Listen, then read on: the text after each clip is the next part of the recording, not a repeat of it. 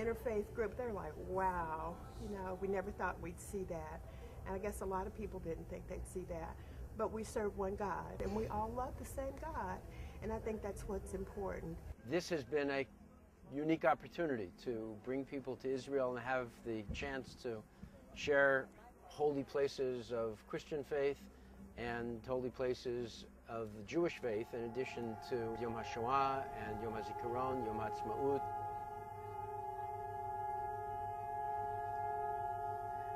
כי הנה אויביך יהמיון ומשנאיך נשאו ראש.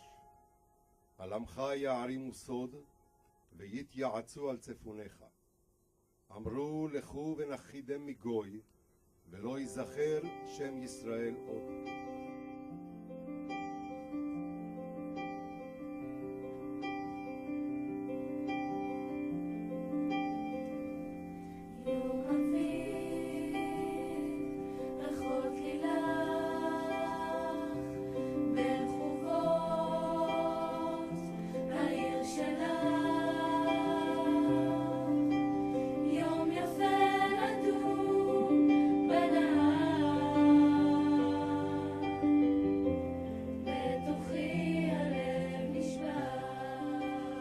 The Holocaust for me is a place that you only go with questions. You never ever go with answers.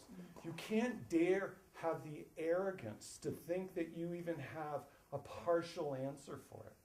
The sculpture actually was showing Christ being crucified, and it was showing the Holocaust survivors, and both of those coming together, it was very moving, and I think that was probably the most difficult for the Christians and the Jews coming together. We understand there was no one closer to God, the Father, Abba, than Jesus, and no one who deserved to die as least as Jesus. Right. And yet, there was that total abandonment from the Son. The Father gave up the Son. Right.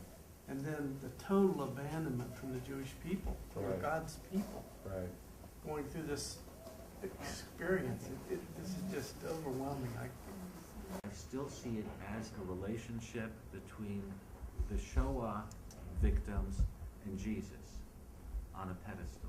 In some way, with or without the cross, he's still in an elevated position. And in some way, the dialogue between the victims and Jesus suggests that they're turning to him or away from him in some form or fashion.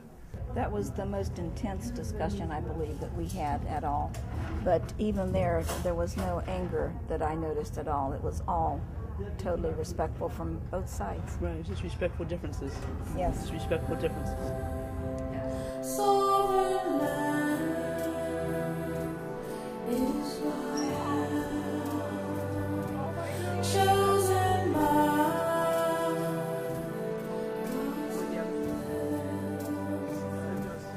Abraham seed, Jacob's son.